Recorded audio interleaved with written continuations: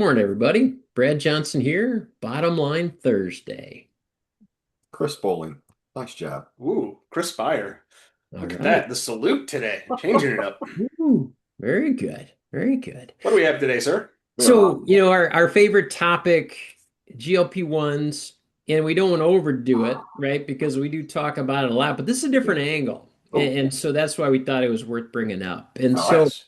I would say the majority of employers still, well, I do know statistically, and I know between all of us, still exclude GLP-1s just for weight loss, right? They'll cover it for other things, but weight loss excluded. Yes.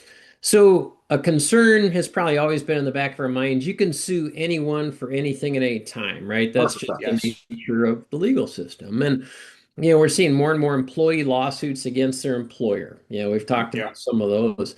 So I think it was just a question of time. When would someone bring legal action against either their employer or their insurer to say, you're not covering GLP-1s for weight loss and that's discriminatory?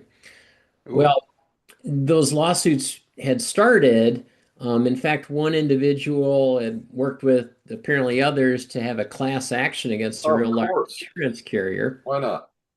to say, "Hey, I'm obese. That's my only health concern.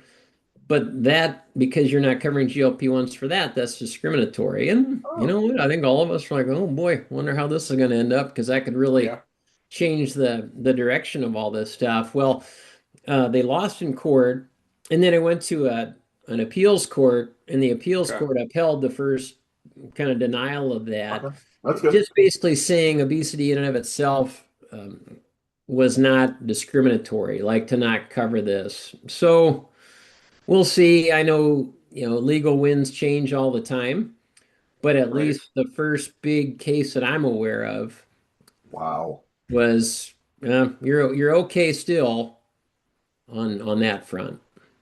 So Yeah, and So, as we've seen at least last week or so, I'm seeing the new Wegovy pill being advertised on streaming, oh and yeah, they're marking that as $199. I think again pricing coming down, it may open the door for others to offer it. That's interesting that it was true the GLP-1 not discriminatory because there are still other options for or alternatives for weight loss medications that right. aren't that top tier. But it will be interesting to see how many start to offer it again. But I would have thought that would have won in court. yeah, I could have flipped a coin, anymore to know how stuff turns out. I think what's interesting is we're seeing some states now mandate weight loss drugs be covered under fully insured, and you just wonder how long we're going to be able to exclude these, with our Yeah. self-funded clients. If It's the price comes down, like we've often talked, if the price yeah, comes down to something, I'm going to call it fair, and that's an arbitrary thing, but right.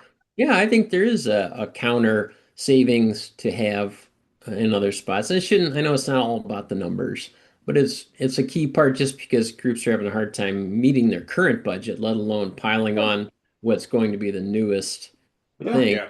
to their top I'm drug. curious to see when more data comes out on what the medical claims reduction is. As we heard from Milliman last study, $100 in monthly claims reduction for an $1,100 drug. If that's getting up to 200 and we can find the drug for three, that's a different Yeah. conversation. Yeah, yeah, Or that makes a lot of sense. Yep. So more to come. But the fascinating. latest on the new angle, thought you might find that All right. interesting. No, Very always. interesting. Thank you, Brad. All right. Good to see Appreciate you. you Thanks, sharing. guys. See you guys. See ya.